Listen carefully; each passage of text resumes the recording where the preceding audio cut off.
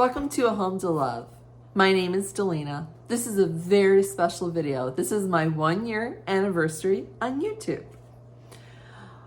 I'm going to give you a little bit of a background on myself so that you kind of understand where I'm coming from. I'm 55. I'm a stay-at-home wife. I was a mother to 3 sons who are now grown and have families of their own. I have lived in this current house 2 years. I have some health issues that prohibit me from working a normal job. Those are just a little bit of background on me. Artist by trade. I draw, I paint, I've taught, I've gave lessons, I've painted murals, done all that. So that gives you just a little bit of what I'm about, why I started the channel. If you see me looking down, I have notes so I keep on track. I always felt that I had a lot to give, but in no way of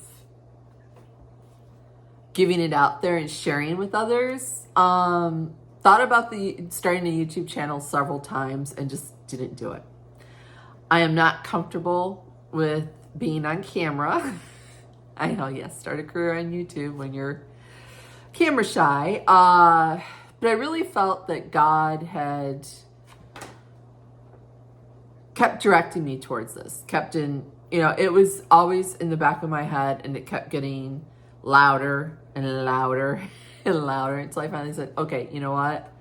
I'm gonna do this. I got some advice from other YouTubers. I talked to my family. I prayed about it. And I thought, well, okay, I'm going to do this. And what's the worst that can happen? Before I go any further, I want to thank all my subscribers for their support and their love and kindness during this year that I've been on YouTube. It has really been a blessing to me. You guys mean the world to me. I love that I have friends all across the world and all across the country due to this channel. So the first thing I'm going to do is I'm going to give you some advice, and then we'll talk about my experience through this year making the decision to start the YouTube channel. Do you have the time to make this commitment? Because it is a commitment. If you're gonna do this and have somewhat success with it, you're gonna need to be consistent. It is somewhat of a timely process of you're gonna need to film, you're gonna need to edit, you're gonna need to make a thumbnail, you're gonna need to upload, you're gonna at least post once a week, if not more. Do you have that time and that commitment to do this? That is the first thing that I would ask you. Second thing is you need to pick your name. I don't recommend that you use your personal name here on YouTube. This comes from other YouTubers. This was advice that I was given. Do not do this. In this day and age, you don't need everybody knowing everything about you.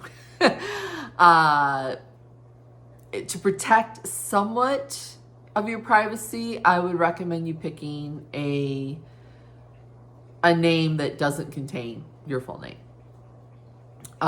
Be very careful what you show on your YouTube channel.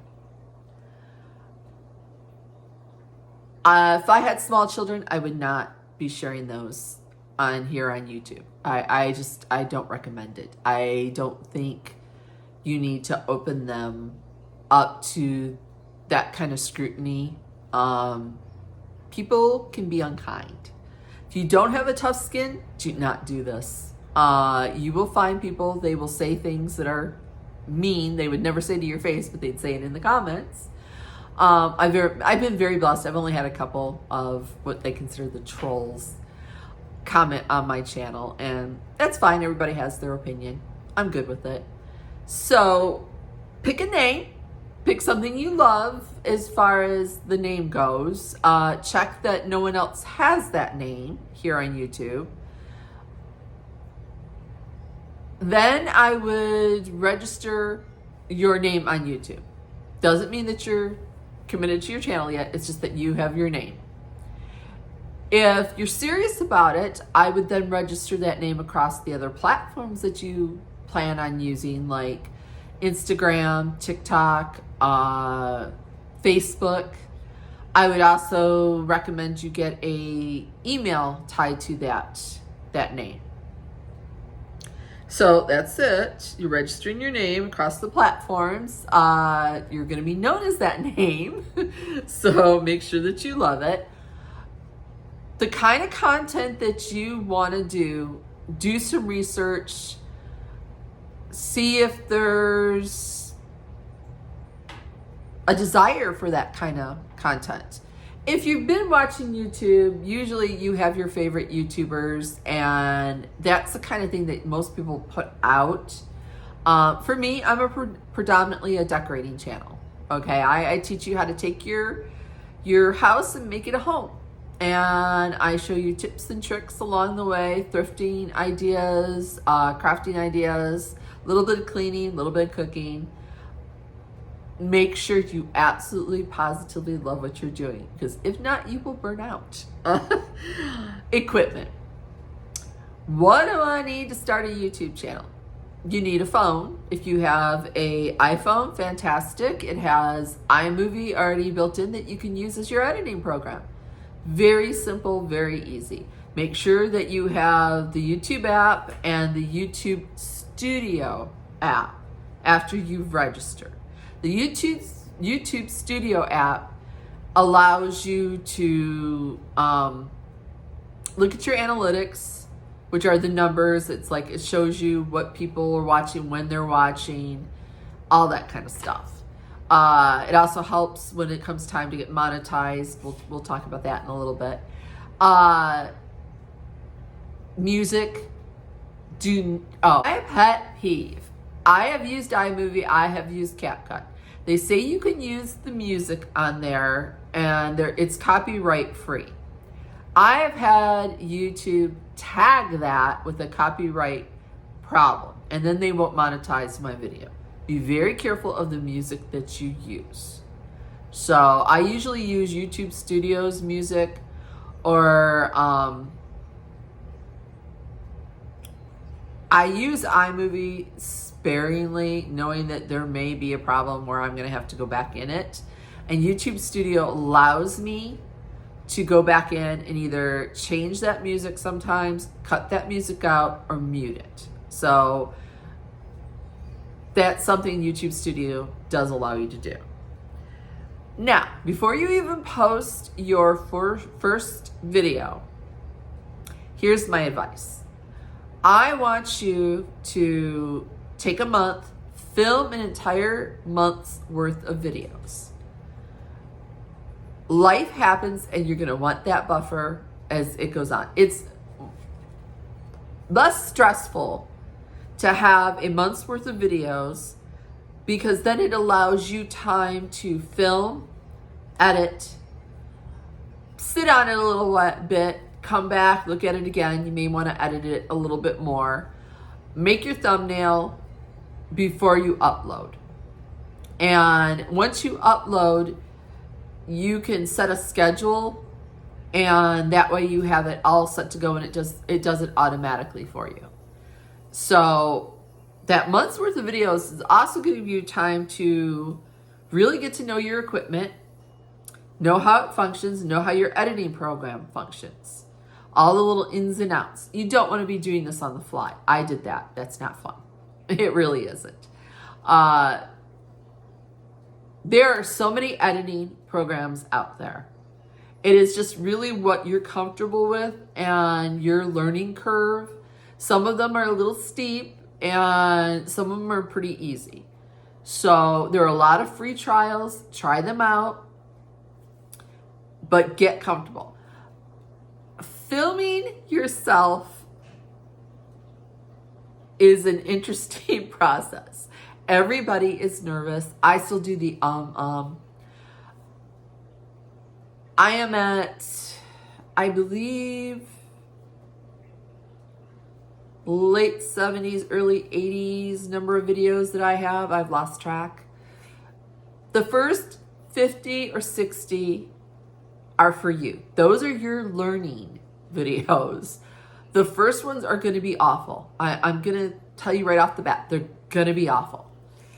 You're going to cringe when you look back, but you know what? Everybody has to start somewhere and everybody has to learn. So I am just thankful that those were watched and that people actually like those and got subscribers off of those. The first time I had someone comment on a video that was not my friends or family, I was like, woo, I even cried.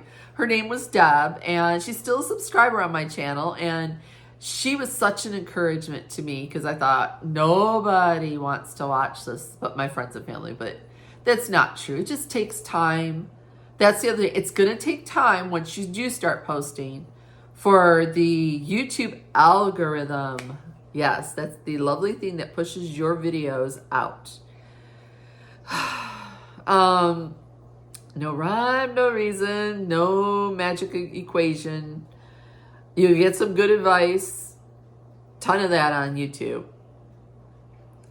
But you never know. You could work so hard on a video and no one watches it. Then you could throw a video together and it takes off. You just never know. That's the fun of YouTube. Numbers. To be monetized, you have to have over 1,000 or 500 subscribers. Don't quote me on that.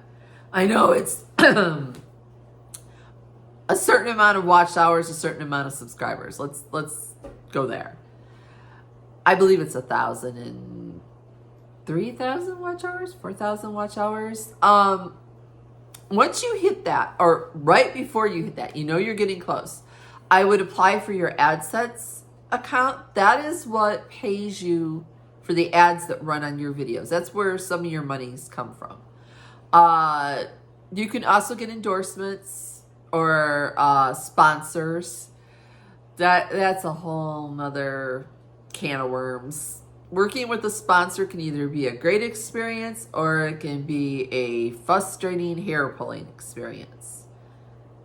All up to what you want to do and who you want to work with. And getting caught up in the numbers after you get monetized, that's everybody's goal when they start, is to get monetized, so then you'll get paid. You have to have a $100 minimum in order for YouTube to pay you each month. So that's a number that you may not know. I have a relatively small YouTube channel. I'm right around, I think, 1,800 subscribers. I was monetized at 6.5 months. That is not the norm. Sometimes it can take up to a year, and that's fine. Sometimes it could take longer. That's fine too. It was a stellar day in my life because I then started to get a paycheck. It's not a huge amount of money, and I knew it wasn't going to be. That wasn't what I set out to do. This whole thing was I was going to make big money. I knew that was not going to happen. If it did, fantastic. If it didn't, it didn't. I started it to share, to reach out to others, to show them that it wouldn't take much money to turn a house into a home in someplace you would really love to live in. I give tips and tricks, like I said, on decorating.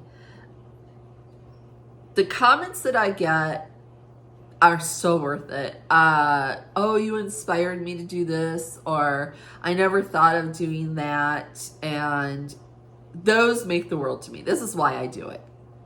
You have to have fun. You cannot take yourself too seriously.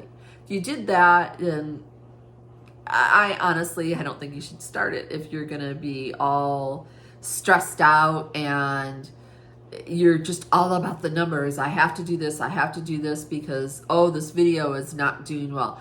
Everybody goes through that. Everybody gets a little, when one of their videos doesn't do well, and then you kind of stress a little bit. And my advice to you is take a step back. Enjoy it. Don't stress over it. I kind of did that for the longest time. And then I'm like, you know what? I need to kind of reevaluate this, or else I'm not going to be able to keep going. And that is not, there's so many YouTubers that burn out because of that. And I didn't want to be one of those. How long I was going to do this, I did not set a goal other than initially it was, okay, 6 months. I give it 6 months, and if I'm not getting the subscribers or I'm not seeing that I enjoy this, then I'm done. Pure and simple. After the 6 months, then it was like, okay, a year. I'm here at a year, which I never thought I would be, to be honest with you. Life happens. That's why the month's worth of videos is gonna help you along on those times that sickness happens, health crisis, family issues. I almost, it was a few months into starting my channel. I had to have a knee replacement revision. I filmed 2 weeks ahead thinking, oh, I'll be fine. I wasn't. There was no joy in my life at that point. You can see it on those videos. I was really, really struggling when I came back. And I thought, well, if I didn't, my whole channel would fall apart. That's not what's going to happen either. I got sick at Christmas, had to take a couple weeks off. I couldn't breathe, and there was no point in filming. And you know what? I lost some subscribers, but I gained them right back when I came back in January, strong and ready to tackle the new year. Every person's journey on YouTube is different. Don't compare yourselves. Don't try to be somebody else. Be you. The last tip I'm going to give you, if you're using an iPhone, if you're sitting down, it's not a big deal when you film. But in my case, like when I go to decorate and it's the background and me, my phone will focus on me. I couldn't figure out how to stop it from blurring out the background. I did all the research. I'm like, how do you turn off the autofocus on an iPhone? You can't. But what you can do, set your phone up on tripod. You need a phone and a tripod and an editing program. Tripods you can get those all day long depending on what you need.